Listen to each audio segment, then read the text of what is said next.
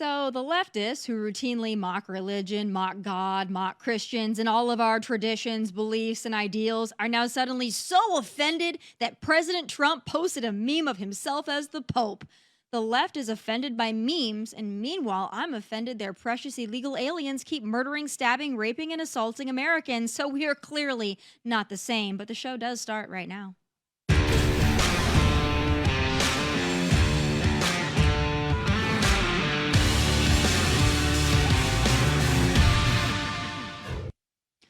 Well, there it is, folks. The image that has the left all in a tizzy. President Trump posted an AI image of himself as the Pope, and now the folks who routinely mock Christians, cheer abortion, declared last Easter Trans Visibility Day, and endorse Pride Nights with drag queens dressed to degrade the crucifixion of Christ and the Last Supper, well, they're flaming mad. I mean, come on, spare me your outrage. I haven't seen Democrats this upset since, well, the last time President Trump deported a violent illegal alien. That also really ruffles their feathers. If you haven't noticed, it doesn't take much to do that. But once again, President Trump is just trolling them all. Does he really think he's going to be the next Pope? Good Lord. Really? No. He posted it to make your little heads explode and to unveil your blatant hypocrisy and selective outrage. We know you do not care about the mockery of the Christian or Catholic faith. That's been made pretty damn clear. Also important to note, they also got their panties in a twist over this meme, which actually makes more sense because I venture to guess most of the green-haired liberal weirdos worship Star Wars and nerd stuff more than the Catholic Church. But it's obvious Democrats and leftists and libs, they just hate everything Trump does, period. And that's their one and only message. It's a message that's going over like a lead balloon, if you haven't noticed. But my next guest actually left the Democrat Party and became an independent for that very reason. He said the Democrat Party is dead. And while we couldn't be that lucky, the party is certainly teetering on its last leg. And given they're on the wrong side of basically every single 80-20 issue, I'd say, well, they have no leg to stand on. But joining me now with his assessment is Florida State Senator and former Democrat turned independent, Jason Pizzo. All right, I'm very interested to talk to you. I've seen you all over Fox News with a very inspiring message. So right off the bat, in your own words, why is the Democrat Party dead? Thanks for having me on, Tomi. Quite honestly, I was the one that raised millions of dollars and tried to resuscitate an idea I think I had really honestly as a kid growing up and sort of developing and determining where I was on a political sphere. But the party of JFK, of Bobby, of Harry Truman, and certainly even in my teenage years, especially on immigration, illegal immigration, is not the party today. Why do you think that is? I'm actually really perplexed after November of 2024 that the Democrat Party really as a whole doubling, tripling down on illegal immigration, tripling down on men and women's sports, tripling down on woke, progressive, activist policies. I mean, I would have thought we would have seen an extreme moderation of the party after what happened with the election of 2024, but it seems like it's going much the other way. In fact, many Democrats feel the party was not woke enough in 2024, and that's why they suffered defeat. Do you have a different take on that? A wholly different take to the point where I left them. So the reality is there's different layers of parties, so to speak, and where politics are at play and partisanship. So, you know, from your homeowners association, there's a lot of politics involved, and it's close to home, to your city, to your county, to your state, and to your federal government. But the gross majority of bills and statutes that control your quality of life really are found at the state level. So on the national scene that everyone's sort of paying attention to, you see AOC and Bernie, I call deadbeat dad socialist on the trail, you know, igniting more enraged people from the far left. The reality is that two of the biggest problems really for Democrats. They keep taking the bait on divisive issues that if they just give it no oxygen, that flame would burn out. I've seen it here many times over the past couple of years at the state level, really. And there's no message, much less a policy behind any of the message. So it's not like they're super, super smart and they have all of the solutions. They just don't know how to articulate it or disseminate it. They just don't have them. There's just sort of level of just underbelly of just anger and sour, bitter taste in everybody's mouth. And there's a large chunk of my former party that would like someone in the center. In Florida, with 23.5 million people, we have 3.7 million, more than 2021 state's population of NPAs, like I am. And a lot of Republicans, as I'm sure you know, Tommy, you've been following what's going on in Florida lately. A lot of Republicans that are having buyer's remorse as well.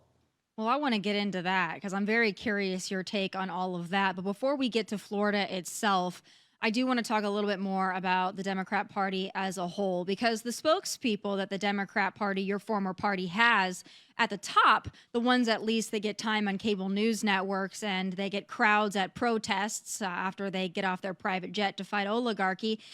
Some of these folks, you mentioned they're very angry, they're very bitter, they're also very aggressive. Here's Ilhan Omar, a squad member, also another face of the current Democrat Party, in all of her eloquence last week. Let's listen to her. Congresswoman Omar, I'm Miles Morrell with the Daily Caller News Foundation. Do you think more of your Democratic colleagues should be traveling to El Salvador to advocate on behalf of Rodrigo Garcia? I think you should fuck off. Yeah, that's I'm sorry, what, Congresswoman? fuck off. Who should? You. Why me? We're not taking any questions right now, but here you go. Yeah, thanks. And it's not just her. So many Democrats are turning the way of saying, horrible things, swear words. Jasmine Crockett is another. I mean, they just cannot help themselves. Do you think that that's their way of being edgy? And if so, do you think it's working on the Democrat turned Republicans who maybe want to be Democrat or maybe you're not affiliated like yourself? I think when you have to resort to swearing frequently, I think you've given up. I think you've lost the argument. I think you don't have an argument, and I think you're just not able, to win the argument based on the merit or your own intelligence. And really, thanks for showing the clip. It's just another affirmation as to why I don't want to be associated with those that are the loudest, so to speak, in that group. I want to talk about immigration because that's what really the journalist there was trying to ask her about immigration. And I actually find it odd that she didn't want to answer the question because Democrats have been all over cable news and to anybody will listen talking about due process. And they want to make sure that illegal aliens, even ones that have been accused of doing horrible things, they want to make sure that they can stay in the country for as long as possible. I have my own theory as to why that is. But are you surprised that when President Trump's numbers on immigration are really his highest numbers, are you surprised that the Democrat Party, at least at the national level, is choosing this battle as their battle, the due process for criminal illegal aliens? I'm not a conspiracy theorist, but I really believe that bitterness and sourness that we were talking about earlier, I think they can sort of bring down an economy and just be so destructive to our way of life, to the American dream for most families. And it's rooted in that like sort of anger and anarchy almost, just to break down every sort of institution and safeguard we have in society as a democracy. That's part of it. I mean, listen, those statements and those positions are run concurrent with, attacking people just because they're successful. I mean, yeah, forget all the risks someone took, instead of taking a safe space and being innovative or inventing something or working hard or getting up earlier than the next person and enjoying some bit of success. And then for a large swath of Democrats, it's, if you do get your piece of the American dream, you're not a good person for having it. Yeah, really odd that they argue against success and they demonize success at every level. They hate Elon Musk. They once loved him. Now, they don't know how he got to the position that he's in. I guess they're forgetting all the companies that he's founded and all the. He's the modern day Howard Hughes, but just likes to be in front of the camera instead of being, a recluse. Yeah.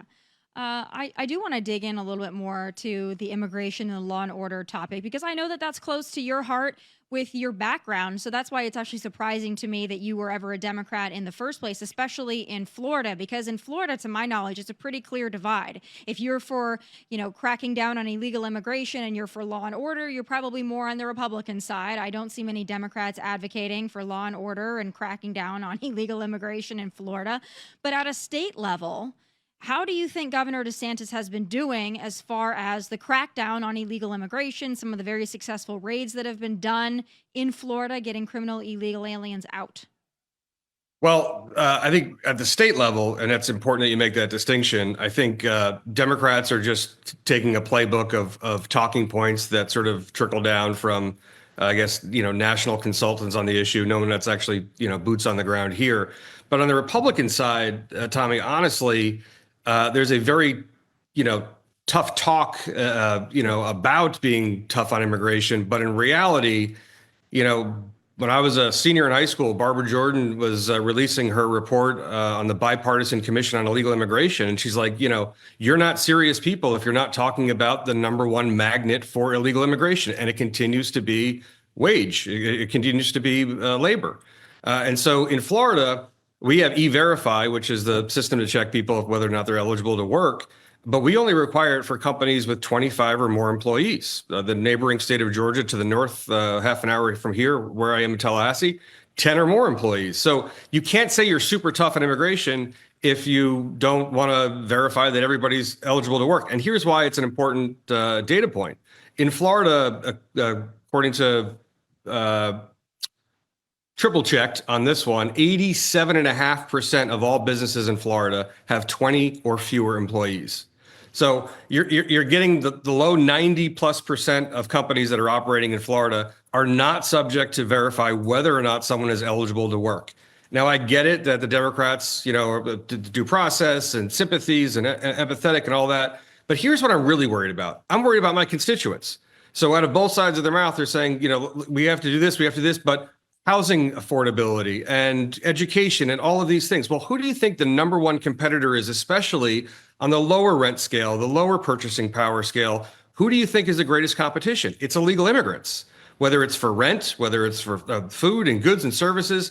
It's being consumed by illegal immigrants, especially in our lower income communities. And that's one of the sticking points for me as to why who's ever driving whatever message there may be in the Democratic Party really is inconsiderate or indifferent to those people who need the most help.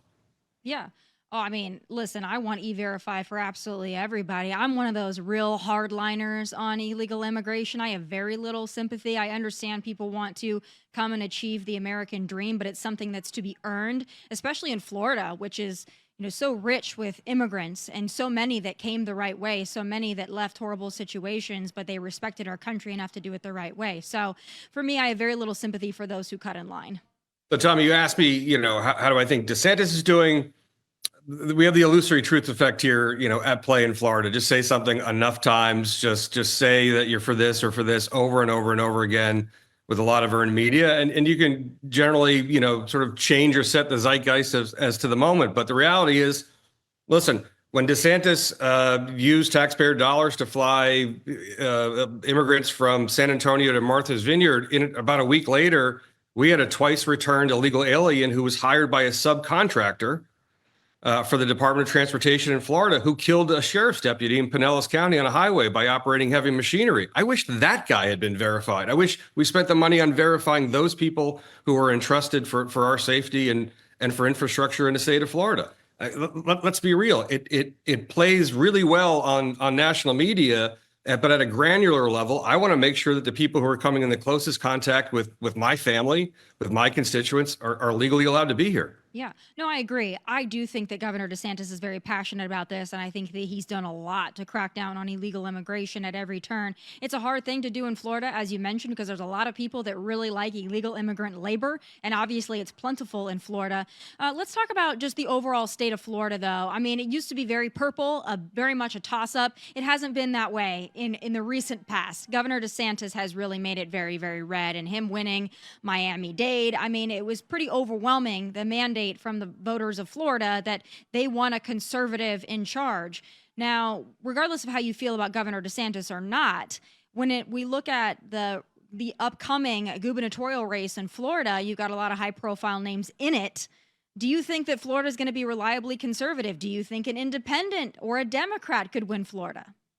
A Democrat, no. Honestly, you have to be associated to some extent, and at least in relation to and comparable to where other positions that are up as well. And here's what I mean by that. You have the cabinet seats, so it's going to be the gubernatorial and lieutenant governor running mate. It's the attorney general, the CFO is up as well, and so is the commissioner for agriculture.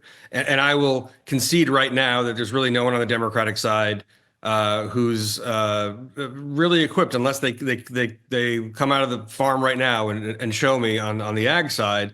For CFO, I serve with Senator Joe Gruters out of the Sarasota area. He's a treasurer of the Republican Party, the National Party. Really good guy, CPA, and I think he'd be an excellent CFO. So I would be disingenuous if I said, just because someone has a certain moniker or a party affiliation, that they're more able, equipped, or certainly from the Democratic side, that they would think that they were entitled to it. So there's a lot of, I've said it for the last few years, Tommy, there's a lot of infighting the Republican Party. I said it on the floor 3 years ago. It's not Democrat versus Republican anymore. It's very often Republican versus Republican. So you have some high profile names, one in particular pumped up by President Trump, the other hoping that they can continue 8 more years of DeSantis-like governing.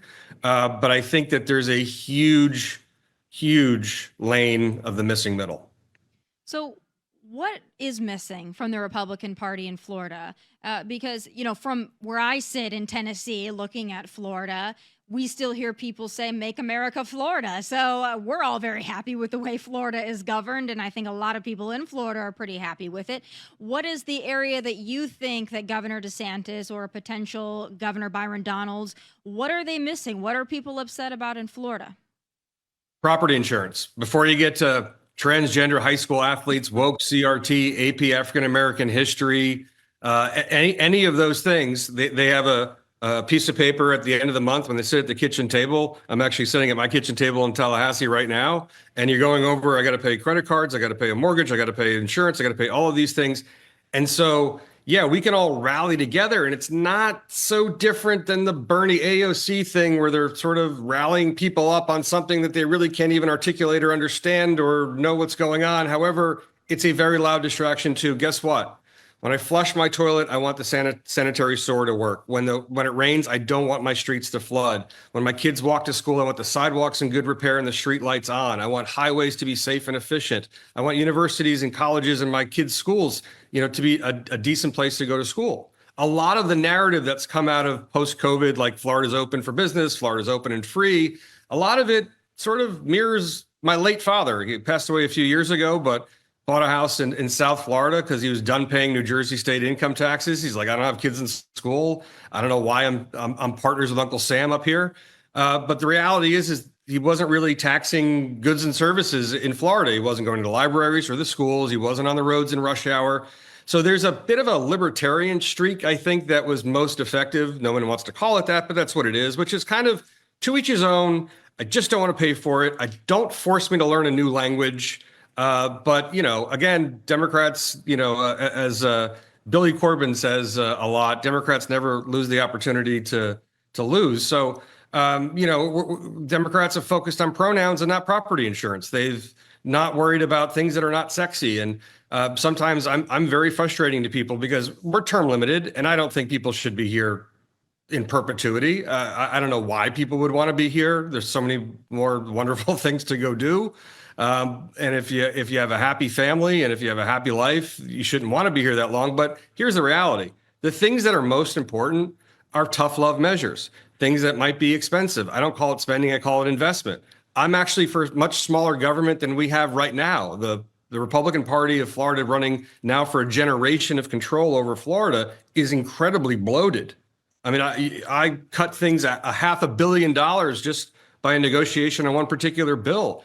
I mean, it's incredibly bloated. But the reality is that going forward, people like the idea of feeling free, of being left alone, of really, to each his own. We had 2 ballot measures in the last cycle in 2024, and Amendment 3 and Amendment 4 in particular on marijuana legalization and on abortion, and they were dangerously close to the threshold that they had to be at 60%.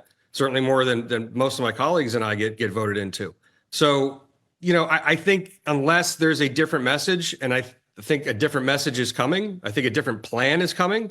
We have billions of dollars worth of septic to sewer conversion. Not sexy to talk about poop, I know it. And by the time it actually inures to the benefit of our constituents, we'll be long gone.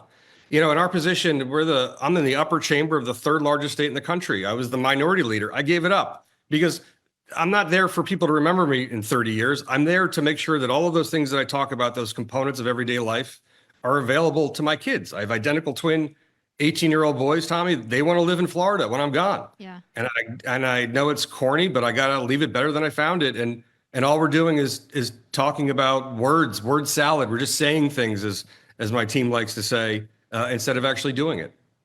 Well, those are, the issues that somebody who lives outside of Florida probably doesn't get too much into the weeds of, because as much as I want your sewers to operate effectively, in sitting in Tennessee, I hear more about the bigger issues in Florida. I think Governor DeSantis has done a fantastic job, but it sounds like to me, first of all, it doesn't sound like you're a Democrat. It doesn't sound like anything that you've said resembles the Democrat Party of the last 20 years, let alone the last 5.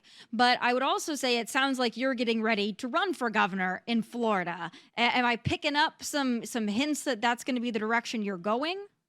Tommy, I'm going to just continue to be me. My mom says, tell the truth. It's the easiest thing to remember. And I found myself in a situation where I had to be careful about telling the truth or how I was telling the truth. And that's just not me. And I have a lot of support on the Republican side from colleagues and widely, just to stay involved and to see where it goes. It's organic. I would much rather. I'm building a beautiful little compound in Maine right now where my mom grew up as a kid, and I can't wait to get up there. And I would love to, grow hard-neck garlic. I'm a pretty good golfer. I'll turn 49 in a couple weeks, and I can join the senior tour when I'm 50. I have a lot of options, and I don't need to be here. And my dad made me work my butt off when I was a kid so I can insulate myself from bribery and bullying and any of that stuff. So I'm just telling the truth, and it seems to really be gaining steam. And again, the majority of the support pushing and urging and nudging me to do something is really from the Republican side, and certainly from the very sort of ignored middle. Okay.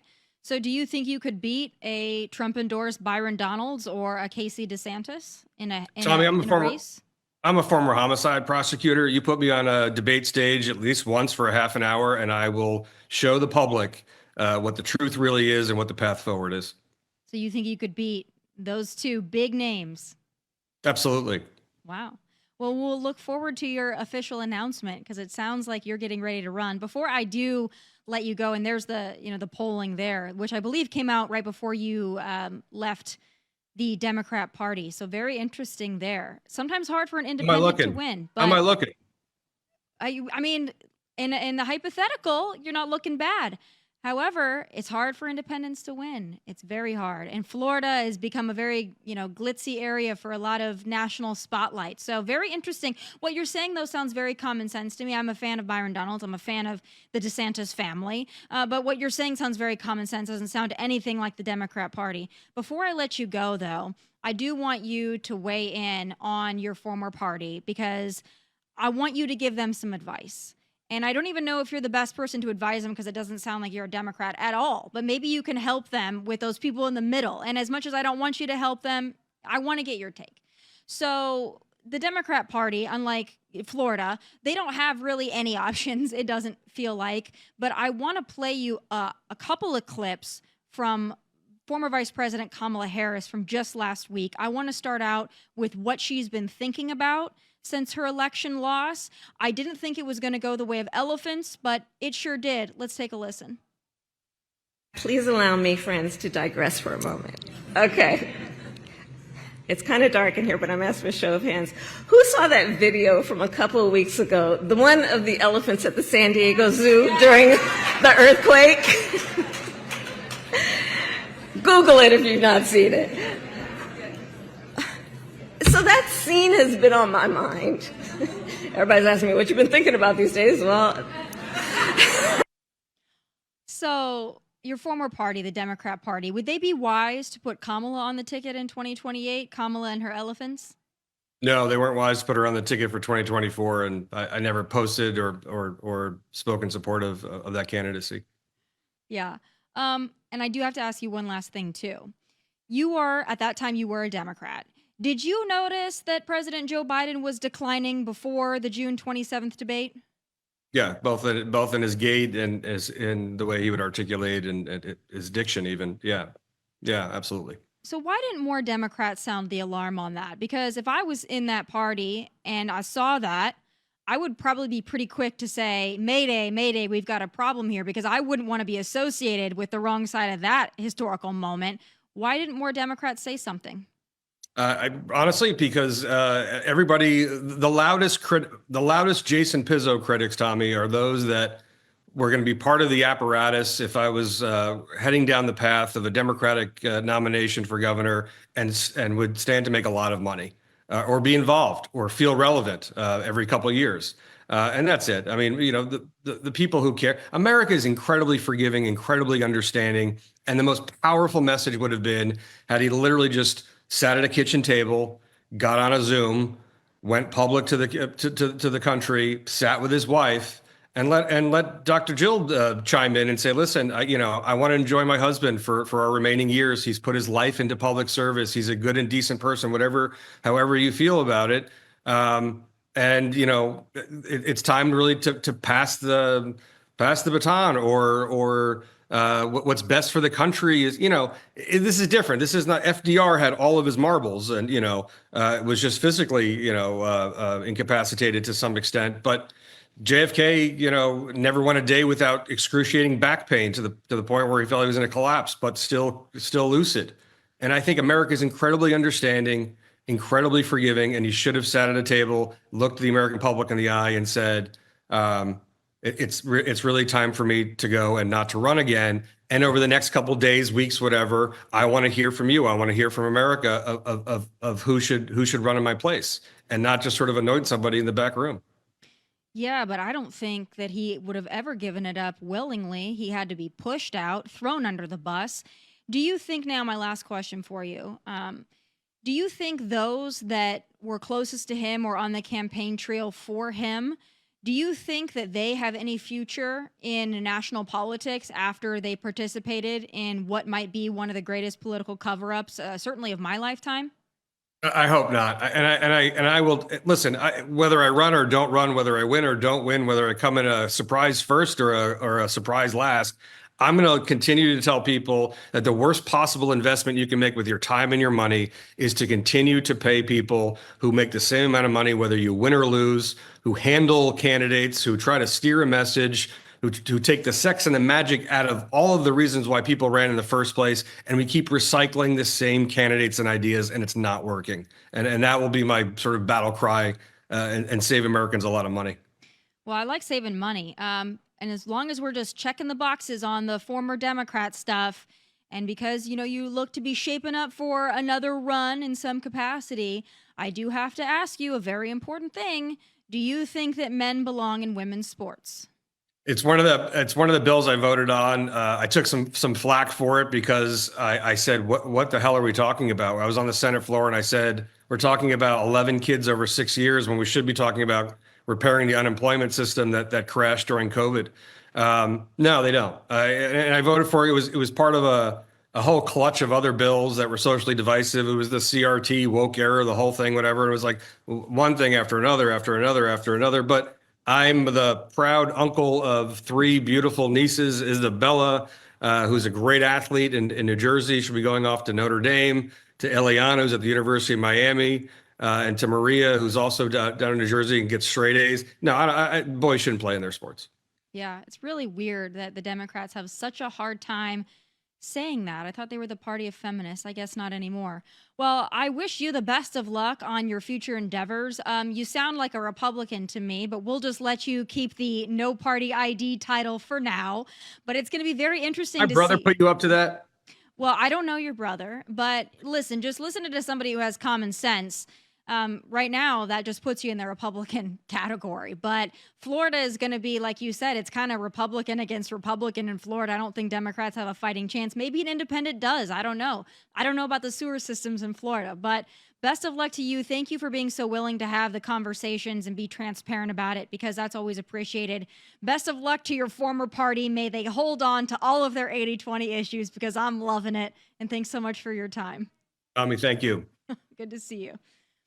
All right, folks. It's not just their darling Kilmar. Democrats are fighting tooth and nail for violent illegal aliens to stay in your community as long as possible.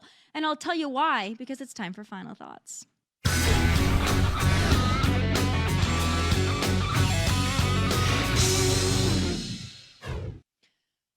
Folks, where do I begin? Well, let's start with Mr. Maryland Father of the Year, Kilmar Abrego Garcia. So thus far, we know this. Prince George County and 2 courts have shown he has credible ties to MS-13. He is a known and repeated wife beater. He was caught allegedly smuggling at least 8 people across the country and was here illegally. But Democrats still want him back and want him to stay in your community for however long it takes for him to get his extra special cherry on top due process. That's the story they're sticking with. But it's not just him. Also, this New York City man, the one charged with raping a corpse on a city subway, here illegally and crossed that border illegally at least 5 times. But the Democrats think he too deserves the benefit of the doubt. Wouldn't want to get him out quickly. We got to make sure he too gets his 5 to 6 years of due process and all the corpse pleasure he may want know that he deserves, right? Or what about these fine folks, the alleged, we always have to say alleged, by the way, MS-13 gangbangers who stabbed 3 Virginia corrections officers? These are the kind of folks President Trump wants to send the hell out of your country to keep us safer, but no, Democrats demand they stay here. But there's more. The 3 men arrested in LA for a home invasion, murder, and robbery wherein the victim had his head bashed in, here illegally from Georgia, the country, and they had ICE detainers. See, President Trump is trying to get these people out of your country, and Democrats are demanding they stay here and stay here for as long as it takes for their due process. But that's actually BS. That's just the cover story. When Democrats say they want due process for illegal aliens, including the criminal wife-beating, human-smuggling gang member ones, what they mean is they want these illegals to have as many court dates as needed for as long as possible until Democrats get back in power and release them all. Your Secretary of State says everyone who's here, citizens and non-citizens, deserve due process. Do you agree, Mr. President? I don't know. I'm not a lawyer. I don't know. Well, the Fifth Amendment says I don't know. It seems it might say that, but if you're talking about that, then we'd have to have 1 million or 2 million or 3 million trials. We have thousands of people that are some murderers and some drug dealers and some of the worst people on earth. But some of the worst, most dangerous people on earth. And I was elected to get them the hell out of here, and the courts are holding me from doing it.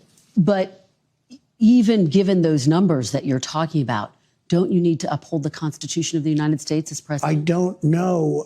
I have to respond by saying again, I have brilliant lawyers that work for me, and they are going to obviously follow what the Supreme Court said. What you said is not what I heard the Supreme Court said. They have a different interpretation. Is anyone in your administration right now in contact with El Salvador about returning Abrego Garcia to the United States? I don't know. You'd have to ask the Attorney General that question.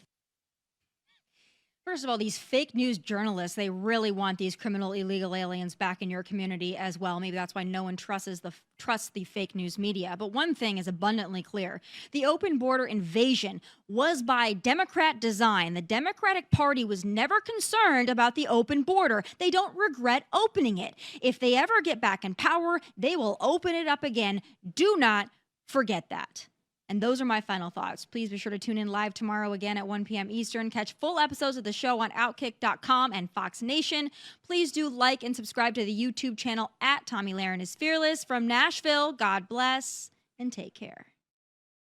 Hey, thanks for watching. If you want more of my hottest takes, must-see conversations, and of course, my final thoughts, click here and make sure you subscribe here so you never miss a beat. I'll be here every weekday, and I hope you'll join me.